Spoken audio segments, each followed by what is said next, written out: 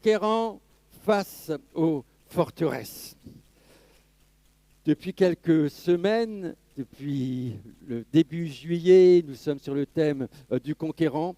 Entre autres, nous avons vu en Josué 1:2 ceci: après la mort de Moïse, serviteur de l'Éternel, Dieu l'Éternel dit à Josué, fils de Nun, serviteur de Moïse, Moïse, maintenant mon serviteur est mort. Maintenant, c'est toi qui vas en quelque sorte le relever, le remplacer. Lève-toi. Ne reste pas assis sur une chaise. Lève-toi, passe ce Jourdain, toi et tout ce peuple, pour entrer dans le pays que je donne. Et quand Dieu donne, il donne. Donc après 40 années à tourner en rond, comme nous l'avons vu il y a quelques semaines en arrière et encore dimanche dernier, à cause de leur désobéissance, de leur incrédulité, à cause de leur murmure, le peuple maintenant d'Israël est invité à se lever pour passer le Jourdain et entrer dans le terrain, la terre promise, sous la conduite du conquérant Josué. Tous ceux qui sont sortis du pays d'Égypte sont morts dans le désert, sauf Josué et Caleb. Car ces deux hommes avaient l'esprit de conquérant. Pourquoi Josué et Caleb? Comme je le disais la semaine dernière, étaient-ils les chouchous du Seigneur? Dieu ferait-il du favoritisme? Non, Dieu ne fait pas de favoritisme. Il n'y a pas de préférence avec Dieu. Mais Dieu fait une différence avec celui qui fait la différence. Josué est un leader. C'est un conducteur, c'est un entraîneur. C'est lui que Dieu choisit pour succéder à Moïse et conduire le peuple d'Israël tout d'abord à traverser le Jourdain. Nous l'avons vu. Pour rappel, le mot hébreu signifie oui. Merci Véronique. Celui qui traverse. Hébreu signifie celui qui traverse. Le peuple de Dieu est celui qui traverse. Et il traverse les obstacles et non à fuir devant celui-ci. Dimanche dernier, nous avons vu comment Josué, le conquérant, a traversé le Jourdain à sec avec tout le peuple. Nous avons vu que la traversée du Jourdain était nécessaire pour entrer dans le pays promis. Pour nous, chrétiens, rachetés par le précieux sang de Jésus, le pays promis, c'est le pays de toutes les promesses de Dieu, avec qui en Jésus nous avons toujours un oui. Et nous y ajoutons notre Amen. Franchir le Jourdain, c'est entrer dans notre destinée sur terre ici-bas. On se souvient de la signification du Jourdain qui est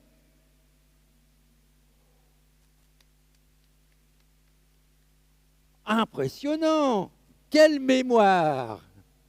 Je ne dirais pas comme un éléphant, mais presque. Cela illustre parfaitement la nécessité du chrétien, sortant du pays de l'esclavage d'Égypte, de traverser celui qui descend. Celui de traverser celui qui descend. Ainsi, le peuple de Dieu, pour entrer dans le pays, doit traverser celui qui descend. Ainsi, pour les Hébreux, traverser le Jourdain avait pour signification celui qui descend. Traverser celui qui descend. Qu'est-ce que cela signifie pour nous aujourd'hui? Nous connaissons celui qui est descendu au milieu de nous, qui est Jésus. Il est descendu en prenant la forme de l'homme. Il est venu pour nous sauver en offrant sa vie sur la croix. Cet homme qui est descendu, c'est Jésus. Maintenant, il va falloir le traverser en le rencontrant notamment à la croix. Il faut traverser celui qui descend, passer le Jourdain et ce que nous pouvons dire en Galates 2:20, j'ai été crucifié avec Christ. Et si je vis aujourd'hui, j'ai été, il y a 2000 ans, c'est du passé. Mais aujourd'hui, je vis par la foi en Jésus-Christ. Ce n'est plus moi qui vis, c'est Christ qui vit en moi. C'est pourquoi passer le Jourdain pour entrer dans le pays de la promesse, c'est d'abord mourir à nous-mêmes, nous considérer comme morts au péché. Voilà, maintenant, tout le peuple sur l'autre rive du Jourdain, comme nous le lisons en Josué 4:1. Lorsque toute la nation eut achevé de passer le Jourdain, l'Éternel dit. Il dit à Josué, c'est intéressant, n'est-ce pas, de savoir ce que Dieu va dire à son peuple tout de suite avant d'entrer dans le pays de la promesse. C'est intéressant, c'est quand même pas n'importe quelle parole. Qu'est-ce qu'il va dire? En quelque sorte, on pourrait résumer cela par « n'oubliez pas ». Versets 2 et 3. Choisissez parmi vous 12 hommes, un par tribu. Commandez-leur d'aller chercher 12 pierres dans le Jourdain, à l'endroit précis où les prêtres ont posé leurs pieds. Ces hommes devront emporter ces pierres et les placer là où vous allez passer la nuit. Verset 6. Ces pierres vous rappelleront, n'oubliez pas, ces pierres vous rappelleront ce qui s'est passé ici, dans le Jourdain. Alors, n'oubliez pas, en quelque sorte, avant de faire le premier pas dans le pays promis, souvenez-vous du Jourdain et de ce que Dieu a accompli pour vous là-bas. N'oubliez pas, cela va vous rappeler ce que j'ai fait pour vous. Rien de mieux qu'une bonne mémoire pour faire face à d'éventuels ennemis, d'éventuels obstacles. On ne vit pas dans le passé, mais on garde le souvenir des bénédictions de Dieu. Ce que Dieu a fait dans le passé, il peut le faire encore aujourd'hui, car Jésus est le même, hier, aujourd'hui et éternellement. Le psalmiste, dans le psaume 103, dira « Mon âme bénit l'Éternel et n'oubliez pas, mon âme bénit l'Éternel et oublie aucun de ses bienfaits. C'est lui qui pardonne toutes tes iniquités, qui guérit quelques maladies, qui guérit toutes les maladies, toutes tes maladies, à toi, toutes tes maladies. Alors avant d'affronter une difficulté, car nous rencontrerons des difficultés, fais le silence dans ton cœur pour contempler tous les bienfaits de Dieu. Tous les bienfaits que Dieu t'a accordés. Rappelle-toi toutes les bénédictions prodiguées qu'il t'a données et les prières qu'il a exaucées. Jérémie dira dans Lamentation 3, 21, « Voici ce que je veux repasser. Je ne veux pas oublier ce qu'il me donne en mon cœur, ce qu'il me donnera de l'espérance. Les bontés de l'Éternel ne sont pointes. Ses compassions ne sont pas arrivées à leur terme. Elles se renouvellent chaque matin. Oh, que ta fidélité est grande. » Notons aussi, sans entrer dans les détails, que s'il faut garder dans son cœur ce précieux trésor des bénédictions de Dieu, il faut également, pour entrer dans le pays de la promesse, faire face à tout ce qui pourrait faire obstacle et de le traverser sans avoir toujours ces souvenirs de la vie de servitude de l'Égypte. Nous lisons en Josué 5,9, l'Éternel dit à Josué, n'oubliez pas, mais maintenant, aujourd'hui, j'ai roulé loin de toi la honte de l'Égypte. Imaginez ces Hébreux qui avaient été caractérisés dans un premier temps par 400 années de servitude, d'esclavage. Ça a dû formater la mentalité de ces hommes. Esclaves. Vous êtes des esclaves. 400 années. La vie pour les Hébreux avait été caractérisée par 400 années de servitude. Et alors, il faut quelquefois plusieurs années pour être guéri de cela, de ce sentiment de rejet, ce sentiment de saleté. La bonne nouvelle, c'est que Dieu peut encore aujourd'hui effacer l'humiliation de ton passé. Je ne connais pas pour certains ton passé, je ne connais pas l'humiliation de ton passé. Je sais qu'il y a des bien-aimés qui ont subi des choses affreuses dans leur enfance, dans leur jeunesse, dans leurs premières années de vie de couple. Il faut donc beaucoup de temps, de patience, Et aussi, c'est la bonne nouvelle, Dieu peut encore effacer cette humiliation. La Bible dit en effet qu'il n'y a donc maintenant aucune condamnation. Il n'y a aucune condamnation pour ceux qui sont en Jésus-Christ. Dieu efface tout. Plus il efface, il roule la honte de ta vie passée. Si tu es en Christ, tu n'es plus défini par le mal que tu as fait aux autres. Tu n'es plus défini par le mal que les autres t'ont fait, mais par le bien que Christ a fait pour toi. Voilà ce qui te caractérise aujourd'hui. Tu es caractérisé par le bien que Jésus a fait pour toi. Tu es une nouvelle créature. Si quelqu'un est en Christ, il est une nouvelle créature. Toutes les choses sont, c'est roulé, la honte de ton passé est passée. Et toutes choses sont devenues nouvelles.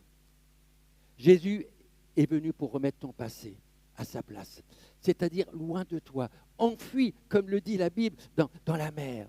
Dieu a oublié nos péchés, il les enfuit. Et Dieu nous fait justice par Jésus-Christ, qui est devenu notre justice. Ce qui fait que lorsque nous sommes recouverts de la justice de Dieu, et quand Dieu nous regarde, c'est comme si nous n'avions jamais péché. Est-ce que vous réalisez cela? Quand Dieu te regarde, quand tu es recouvert de la justice de Jésus, eh bien, c'est comme si tu n'avais jamais péché. Et moi, j'ai bien envie d'applaudir Jésus pour ce si grand salut. Quand Jésus te regarde, il te voit comme si tu n'avais jamais péché. Voilà ton identité. Maintenant, Josué va faire face à Jéricho et à ses murailles. Le Jourdain est maintenant derrière Josué, et devant, il y a maintenant Jéricho, avec ses murailles, hautes d'une dizaine de mètres. Nous apprenons une première vérité, qu'il faut toujours regarder en face, et non plus en arrière. Le Jourdain, c'est derrière, maintenant, obstacle, la ville de Jéricho. Au verset 15, nous lisons, comme Josué était près de Jéricho, il leva les yeux et regarda. Alors, arrêtons-nous quelques instants sur la signification de Jéricho. Jéricho a deux significations qui sont opposées. La première signification que vous connaissez peut-être, celle que je connaissais de mémoire, ville des palmiers. Mais aussi, ville de la lune. Ville des palmiers, ville de la lune. Son identité première est d'être une ville des palmiers. Jéricho est considéré par les archéologues comme une des plus vieilles villes de ce monde, de notre monde. Des traces d'habitation par l'homme remontent à environ 9000 ans avant Jésus-Christ. C'est une ville fertile, la ville des palmiers. En raison de sa végétation luxuriante, alimentée par d'abondantes sources d'eau, on comprend donc la signification de Jéricho, ville des palmiers. En réalité, Jéricho était une oasis. Au milieu du désert de Judée, au nord de la mer Morte.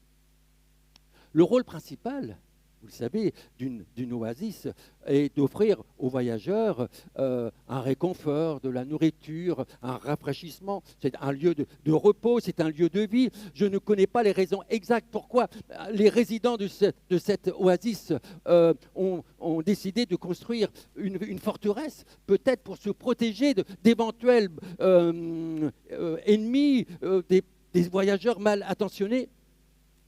Mais le fait est qu'avec le temps, l'oasis prospérant, eh bien, cette ville est devenue une ville fortifiée. Ainsi, la ville des palmiers est devenue la ville de la lune. Je m'explique. Et pour cela, je vais utiliser l'événement qui a mobilisé et rassemblé des millions de personnes mercredi dernier. L'éclipse, l'éclipse solaire. C'est un événement spectaculaire, c'est la Lune qui passe devant le Soleil et qui, selon l'alignement, va provoquer sur telle ou telle région de la planète Terre pendant quelques minutes la nuit, quelquefois plus ou moins partielle, même en plein jour. Mercredi dernier, pour la Normandie, certainement, vous l'avez remarqué, ce ne fut qu'une pénombre, une éclipse partielle. Mais elle est venue comme cette pénombre. Vous l'avez vu? Oui. Pour le Pays basque et l'Espagne, une nuit quasi totale, en plein jour. Alors, pour faire simple, la Lune ne produit pas par elle-même de la lumière. Elle renvoie sur Terre la lumière qu'elle reçoit du Soleil. Ça vous rappelle les premières leçons de OCP, CE1, CE2? Et lors d'une éclipse solaire, la Lune passe devant le Soleil en quelque sorte pour, en quelque sorte, prendre place pendant quelques minutes, prendre la place du Soleil. Et cela amène sur la Terre la nuit, car la Lune, par elle-même, ne peut pas éclairer. Alors, Jéricho était une oasis tant qu'elle n'avait pas de forteresse. C'était une oasis. Elle jouait pleinement son rôle. Mais la forteresse faisant obstacle au soleil, et aussi de la prospérité venant de cette oasis, Jéricho, la ville palmier, est devenue la ville de la Lune. Y a-t-il dans ta vie des forteresses qui se sont élevées, empêchant la vie de Jésus en toi de resplendir tout autour de toi? Y a-t-il des forteresses? Pourtant, tu as la lumière de Jésus en toi. Tu as la vie en toi.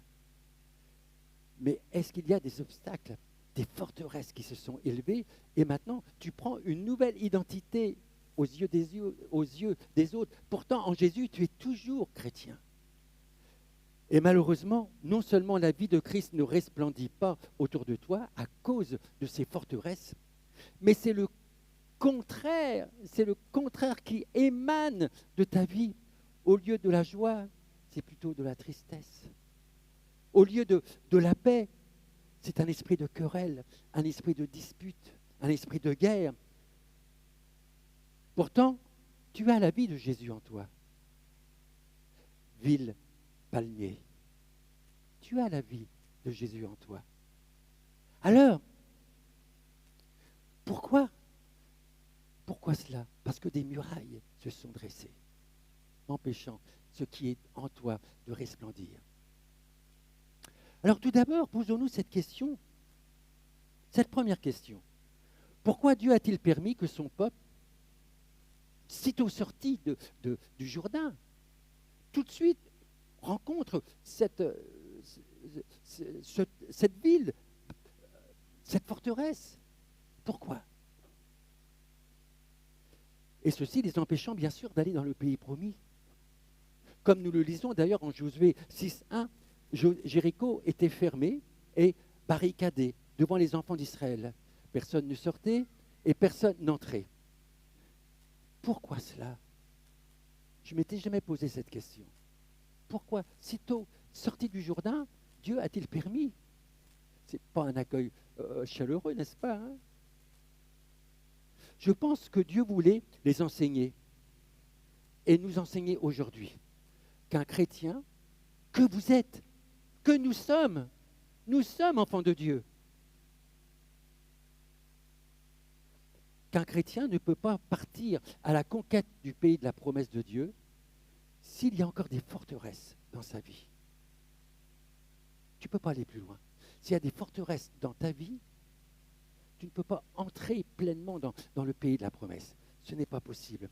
Tu es sorti de l'esclavage du péché, symbolisé par l'esclavage dans le pays d'Égypte. Tu as traversé le fleuve du Jourdain pour entrer dans la terre de la promesse. C'est bien.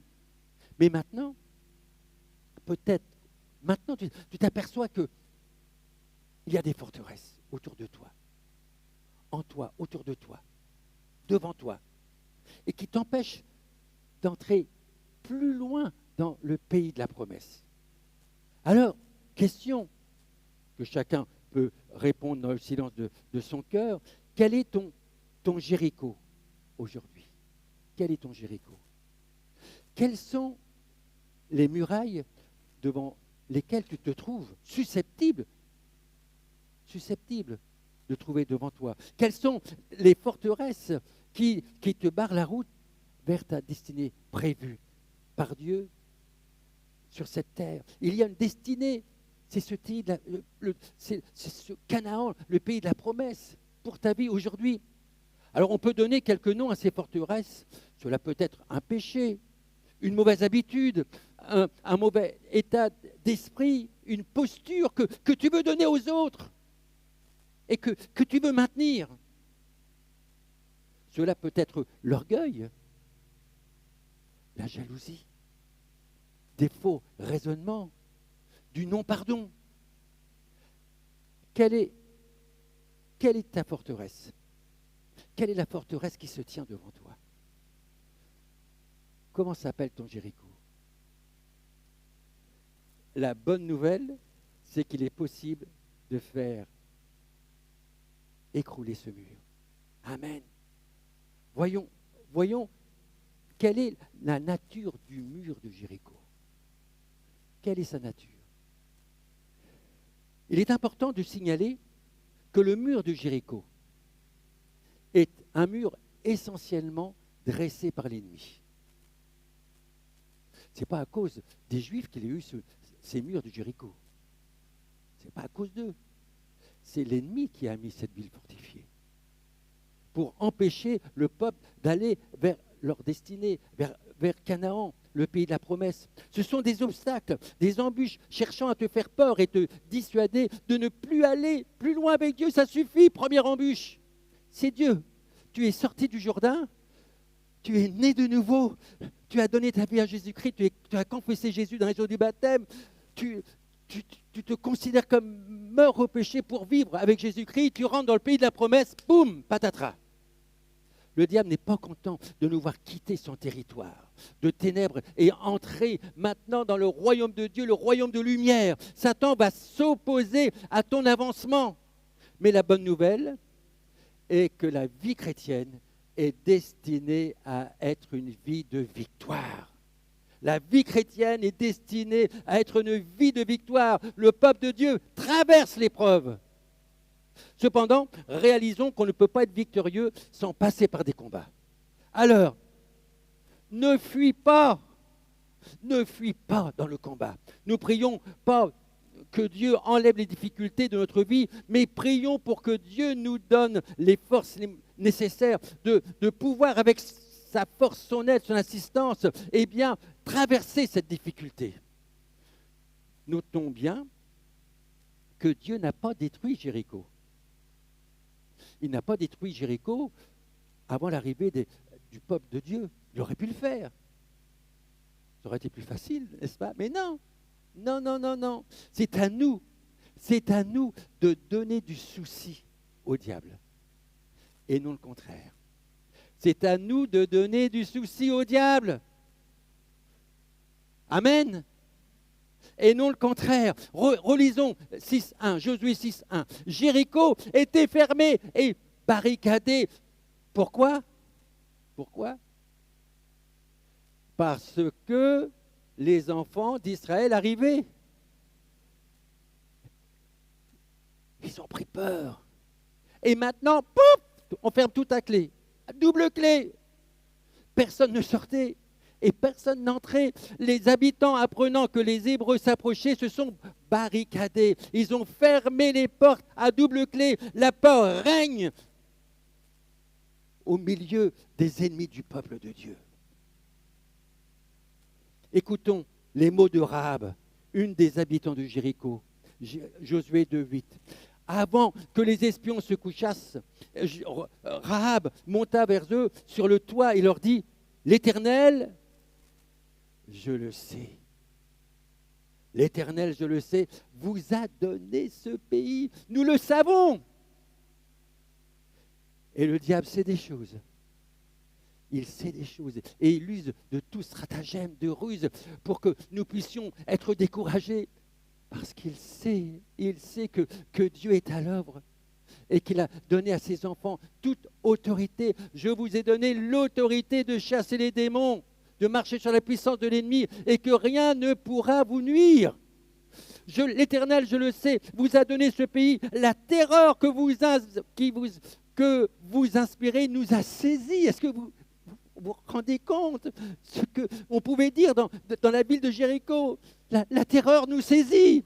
Et tous les habitants du pays tremblent devant vous. Tu crois qu'il y a un Dieu? Tu fais bien. Tu fais bien. Parce que même les démons le savent. Et que font-ils les démons? Ils tremblent. Ils tremblent. Alors, j'aimerais te dire que c'est le diable qui a une peur bleue de toi et non le contraire. Les murailles de Jéricho ne sont pas des attaques, mais plutôt des moyens de défense de l'ennemi pour empêcher l'armée de Dieu d'entrer dans le pays de la promesse. David, un autre conquérant, comme nous l'avons lu tout à l'heure au psaume 18-30, avec mon Dieu, je franchis une muraille. Change de regard. Changeons de regard devant les épreuves. Dis-toi que le diable craint que tu passes à un niveau plus élevé. Est-ce que tu veux passer, même si ce sont des périodes de vacances, mais néanmoins, est-ce que tu veux passer à un niveau plus élevé avec le Seigneur? Et là, il craint. Il craint que tu décides maintenant de rentrer enfin dans ta destinée sur cette terre, la destinée que Jésus a prévue pour toi. Qu'on soit aussi, autant pour les jeunes que pour les personnes moins jeunes. Le diable ne veut pas que tu entres dans les projets que Dieu a préparés pour toi. Des projets de paix, des projets pleins d'espérance, comme on peut le lire dans Jérémie 29, 11. Dieu connaît les projets de paix qu'il a formés pour toi. Tu n'as aucune raison d'être intimidé et bouleversé par l'ennemi de ton âme. Alors, ne sois pas découragé. Ne sois pas même surpris. À chaque avancée, il va essayer de te décourager. Je ne mets pas l'ennemi à la place qu'il ne mérite pas, mais c'est une réalité. Il va essayer que tu sois abattu. C'est l'une de ses stratégies. Nous n'ignorons pas ses desseins afin de pouvoir justement être prévenus. Il ne faut pas l'ignorer pour mieux les contrer. Combien de fois, et je ne suis pas le seul, je me suis fait cette réflexion et je ne veux pas mettre l'ennemi, comme je le disais tout à l'heure, mais à la place qu'il ne mérite pas. Mais cependant, il est vrai qu'à chaque avancée dans ma vie personnelle, chaque avancée de l'Église, il y a beaucoup de joie. Combien de fois on est sorti des réunions de culte avec beaucoup de joie, animé de beaucoup de joie, beaucoup d'encouragement.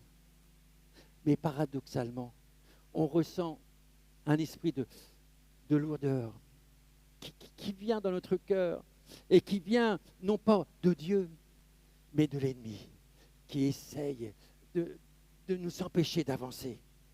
Il y a quelqu'un qui manigance quelque chose pour me faire ralentir, pour faire ralentir ma course. N'avez-vous pas remarqué, lorsque vous saisissez par la foi une promesse de Dieu, qu'il y a très rapidement, après un moment de joie, un esprit d'abattement, de lourdeur, qui viendra vous assaillir? Vous ne l'avez pas remarqué? Et vous avez l'impression que vous n'y arriverez jamais. Vous avez l'impression d'être nul.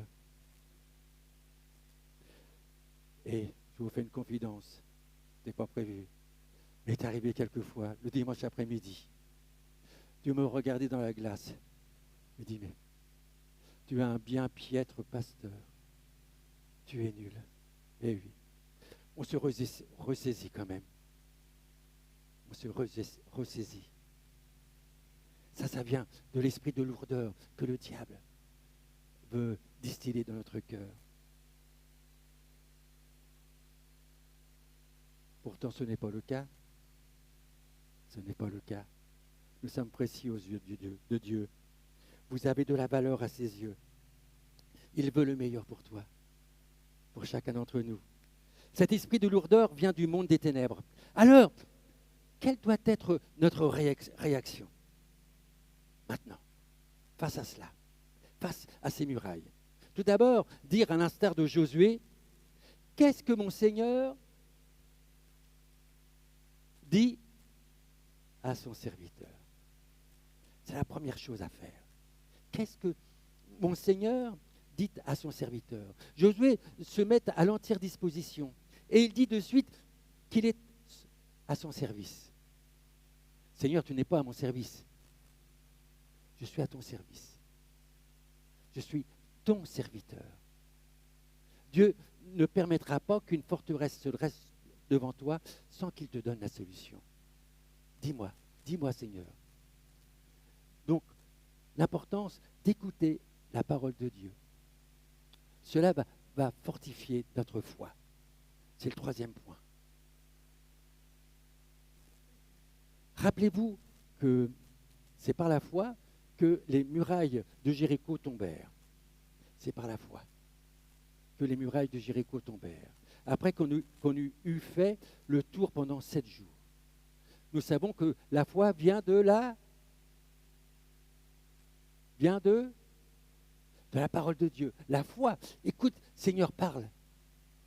La foi vient de la parole de Dieu. Face à toute épreuve, toute opposition, toute forteresse, il faut prendre le temps de consulter Dieu, de lire sa parole, de lui parler, de chercher sa face. Josué avait la mentalité d'un conquérant parce qu'il était un homme de la tente de la rencontre. De Josué, on dit de lui qu'il restait dans la tente de la rencontre, comme on le lit dans Exode 33, 11, seconde partie du verset. Josué, fils de Nun, ne sortait pas du milieu de la tente.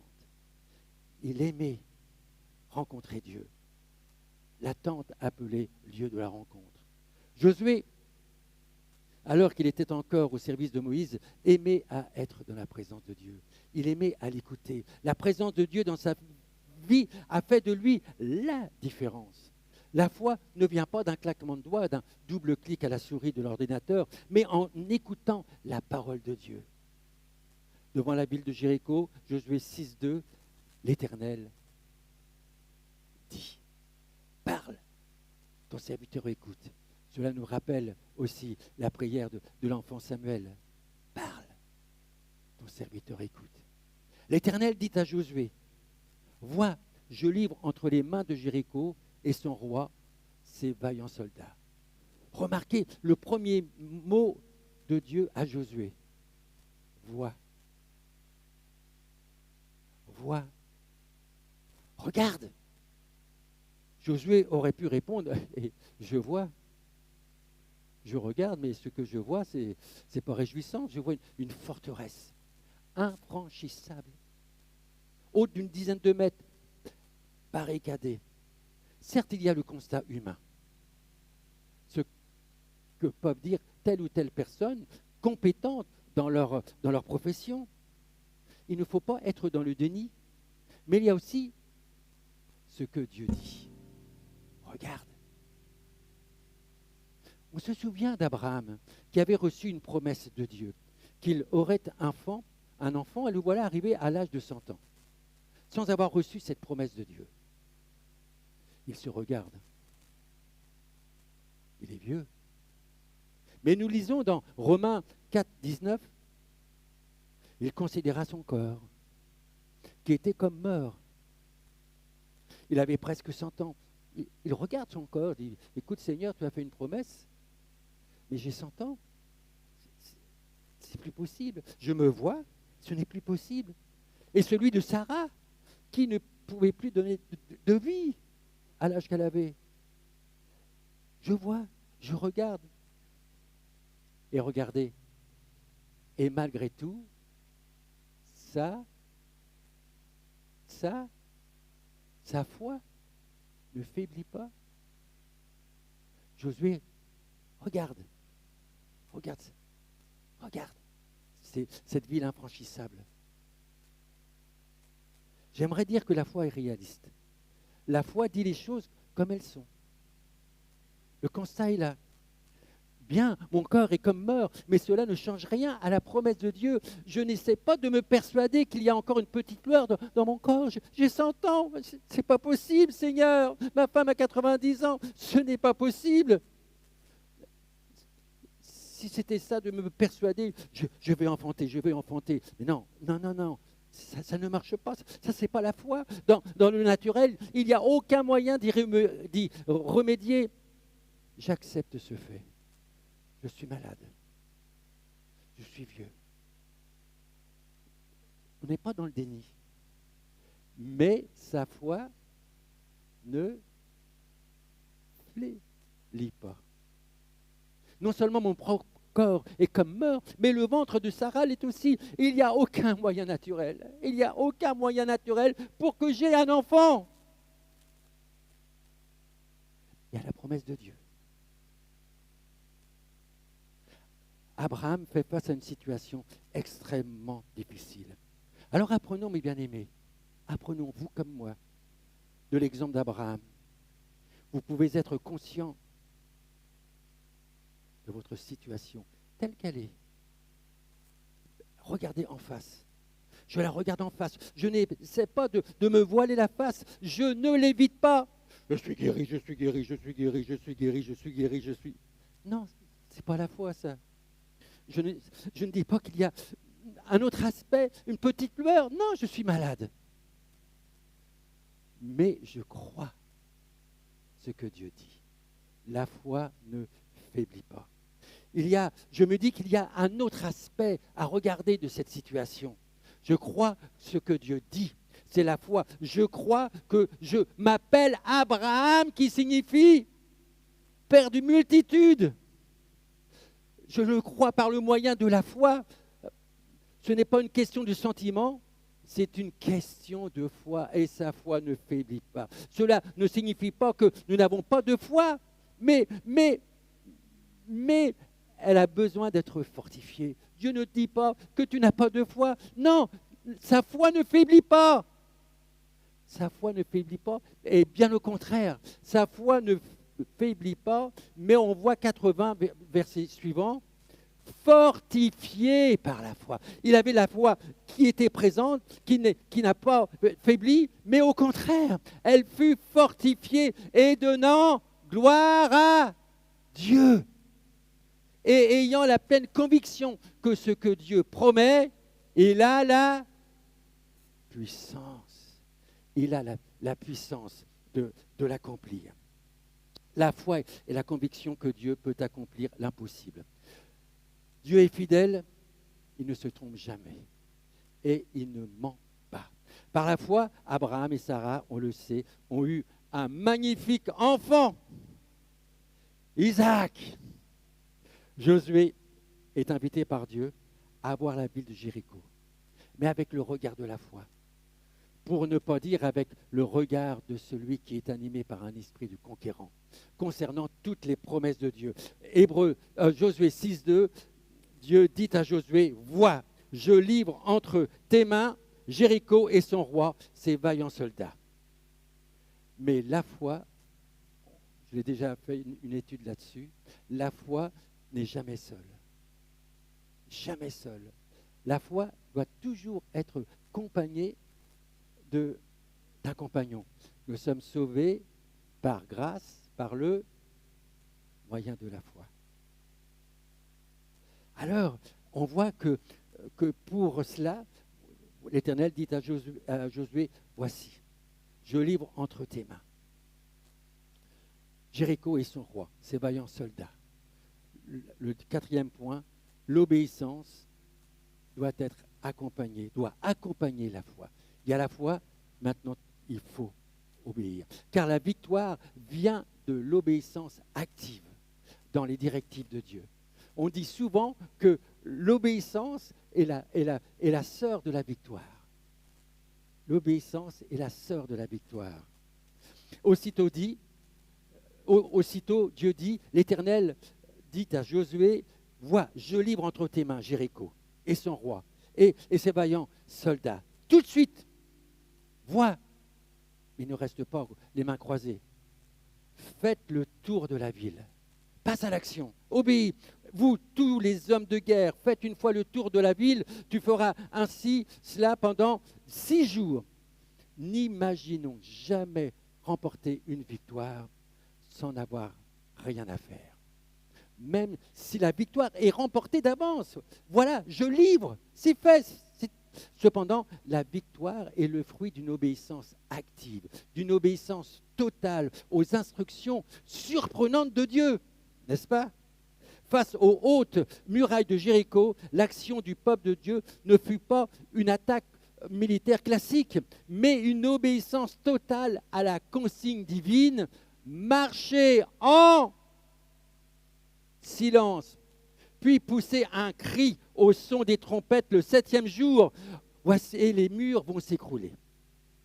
Dans la Bible, écoutez bien, l'obéissance est souvent liée à le fait d'ouvrir une porte. L'obéissance, dans l'hébreu, signifie aussi écouter et ouvrir une porte. C'est un acte de soumission où la fidélité à la parole de Dieu permet de franchir un seuil. L'obéissance nous permet d'entrer dans les œuvres que Dieu a prévues pour toi, d'entrer dans la destinée. C'est l'obéissance qui ouvre les portes devant toi. La suite du récit nous indique que la victoire est remportée d'avance. Je livre entre tes mains Jéricho et ses vaillants soldats. Puis Dieu ajoute au verset 3, comme nous l'avons lu, faites le tour de la ville. Vous tous les hommes de guerre, faites une fois le tour de la ville, tu feras cela pendant 6 jours. 7 sacrificateurs porteront l'arche, 7 trompettes retentissantes. Le 7e jour, vous ferez 7 fois le tour de la ville et les sacrificateurs sonneront des trompettes. Vous ne le savez peut-être pas, mais à Jéricho, il y avait des trompettes. Hein. On le sait, quand on parle de Jéricho, on voit tout de suite les trompettes retentissantes, n'est-ce pas? Ça, c'est ancré dans notre mémoire collective. Les trompettes de Jéricho. Mais s'il y a des trompettes, c'est parce qu'il y avait l'arche. S'il y avait des trompettes, c'est parce qu'il y avait l'arche. L'arche qui représente la présence de Dieu. Donc, l'importance de la présence de Dieu. L'importance de l'obéissance, l'importance de la présence de Dieu. Au verset 7, quand Josué, obéissant à l'ordre de Dieu, il met bien les choses à leur place. L'armée doit être en place, mais il y a des choses qu'on doit mettre en place, c'est l'arche. Verset 7, portez l'arche de l'alliance. Et à la fin de verset 6, pardon. Et à la fin du verset 6, devant l'arche de l'Éternel. Verset 7, devant l'arche de l'Éternel. Verset 11, j'accélère, l'arche de l'Éternel. Verset 12, portèrent l'arche de l'Éternel. Verset 13, les 7 sacrificateurs qui portaient les 7 trompettes retentissantes devant l'arche de l'Éternel. Et à la fin, et l'arrière-garde suivait l'arche de l'Éternel. L'arche de l'Éternel, l'arche de l'Éternel, l'arche de l'Éternel, l'arche de l'Éternel. Dans l'armée de l'Éternel que nous sommes, on doit veiller à la présence de Dieu au milieu de nous. On doit veiller à la présence de Dieu au milieu de nous. Elle symbolise la nécessité, cette présence, d'être constamment environné de sa présence. On doit cultiver la présence de Dieu. Quand on loue le Seigneur comme ce matin, on doit rechercher la présence de Dieu. Que Dieu soit présent au milieu de nous. Nous ne pouvons pas partir seuls au combat. Notre force, c'est la présence de Dieu en nous. Amen. La force de notre louange, de notre adoration, c'est le fait que nous sommes connectés à la présence de Dieu. C'est ce qui fait l'importance de la louange. L'arche nous montre l'importance de la présence de Dieu avec nous. Et nous savons que Jésus va nous dire, je serai, Matthieu 28, 20, je suis avec vous. Jésus est avec nous. Jésus est avec nous. Et il est présent ici, Jésus. Nous devons veiller à cela avec le plus grand sérieux. L'obéissance doit être persévérante. Et cela sans murmurer. Il est temps de marcher, non seulement un jour, mais 7 jours. Nous sommes appelés à marcher et non à reculer. Ça aurait été bien, hein? Oh Seigneur, en un jour, fais détruire, que ces murailles démolissent. Non, 7 jours. Nous sommes appelés à persévérer. Marchez avec cet ordre au verset 12. Vous ne crierez point, vous ne ferez point entendre votre voix, et il ne sortira pas un mot de votre bouche, jusqu'au jour où je vous dirai, poussez des cris. Alors vous pousserez des cris. J'imagine que cela a dû être dur. Ne plus parler. Ne plus parler.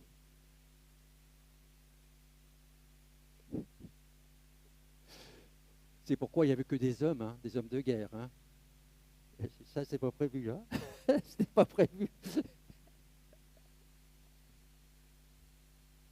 C'était pas marqué dans mes notes. Il n'y avait même pas pensé. C'est pour vous détendre. Ne pas parler. Obéir sans murmurer. Et cela pendant 7 jours. Sans murmurer. Pendant 7 jours. Imaginez ce qui devait se passer dans la tête de certains. Mais bien sûr que Dieu aurait pu faire le miracle dès le premier jour. Et peut-être que chez certains, oh Seigneur, mais Seigneur, pourquoi tu n'as pas agi au premier jour? Ah, tu vas agir le second jour. Ah, le troisième jour, sans murmurer. En fait, ce délai était surtout nécessaire au peuple d'Israël pour qu'ils aient le temps de laisser Dieu œuvrer en nous, en eux. Les véritables murailles n'est-elle pas comme peut-être pour nous aujourd'hui à l'intérieur de nos cœurs, de nos pensées et de nos conceptions? Dieu est aux commandes. Nous aimerions, c'est vrai, moi le premier, que cela aille plus vite. Dès le premier jour, allez, on n'en parle plus. Alléluia, merci Seigneur. On prie, on avance, les murailles s'écroulent. Allez, l'église est remplie de mains. Amen, amen et amen. On aimerait, hein. Mais il y a ce temps de patience. Ce temps de patience sans murmurer. Sans murmurer. Sans se révolter aux ordres de Dieu. Sans se révolter vis-à-vis du pasteur. Sans murmurer. Sans murmurer à l'encontre de notre prochain, nous permet à chacun de voir ce qui est dans notre cœur, de nous examiner. C'est un temps que Dieu va utiliser pour nous former. C'est un temps où Dieu met en nous son divin caractère. Nous savons tous combien il est nécessaire de se laisser briser pour cela. Et cela prend du temps. 7 jours sans crier, sans murmurer. Voilà le peuple de Dieu qui tourne autour des murailles de Jéricho. Alors, l'application que nous pouvons donner à ce message. Les murailles s'écroulent. Et le temps de la victoire arrive. Tout en sachant que la victoire était déjà scellée aux yeux de Dieu et aux yeux de la foi. Mais par la grâce, ceux et celles qui croient verront la gloire de Dieu. Si tu crois, tu verras. Et voilà qu'au 7e jour, nous lisons au verset 20, le peuple poussa des cris et les sacrificateurs sonnèrent des trompettes. Lorsque le peuple entendit le son de la trompette, il poussa de grands et la muraille s'écroula. La musique et le chant ont de la puissance, ont plus de la puissance que nous pouvons imaginer. Je crois dans la prière. Je crois dans la louange. Je crois dans les chants spirituels. J'y crois. Poussez des clameurs. Poussez des clameurs. La Bible dit que Dieu siège au milieu de la louange de son peuple. Le peuple, face aux épaisses murailles, a dû crier à pleine voix. Et je crie de joie. Et je crie de joie. C'est l'image de notre louange. Faisons de même face aux murailles de Jéricho, face à nos murailles qui peuvent se dresser devant nous. La louange est un principe divin pour faire tomber les forteresses. La louange amène Dieu à s'asseoir au milieu de nous, sur son trône. La louange amène la présence de Dieu. La louange amène la gloire de Dieu.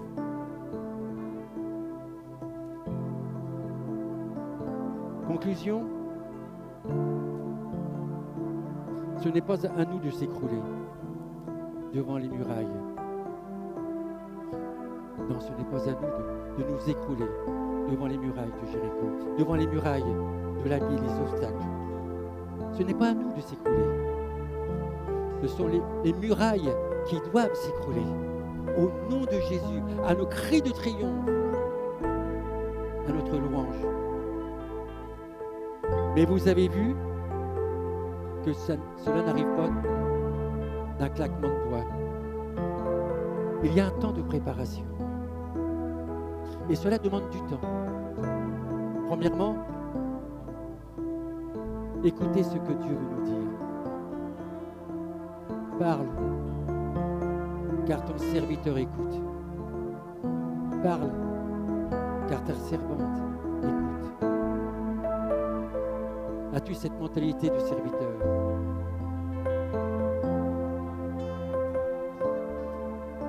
Puis, écoutez la parole de Dieu. La parole de Dieu qui fortifie la foi. Ensuite, l'obéissance doit accompagner la foi. Ne pas rester les bras croisés, mais avancer, marcher dans l'obéissance. De vivre dans la présence de Dieu. Vivre dans la présence de Dieu.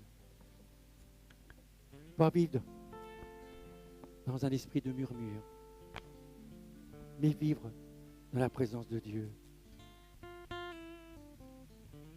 L'obéissance, ensuite, doit être persévérante. Et cela sans murmurer. Puis pousser. Et c'est ce que nous allons faire. Pousser des cris de joie. Pousser des cris de joie.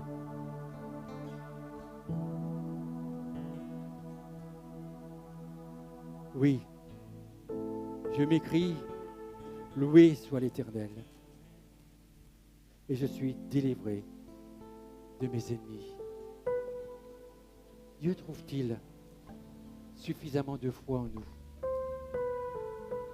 afin que nous puissions dire, je marche avec mon Dieu.